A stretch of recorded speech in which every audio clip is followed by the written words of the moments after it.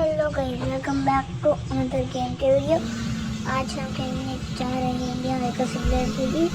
उसमें Scorpio versus Thar का टक्कर करने वाले हैं और टक्कर स्टार्ट हो गया।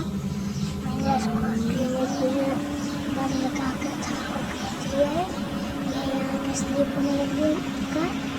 अभी आगे जा रहे हैं। अभी ऐसे अभी ये थार ने पूरा जोर कर दिया, उसको घुमा रहा।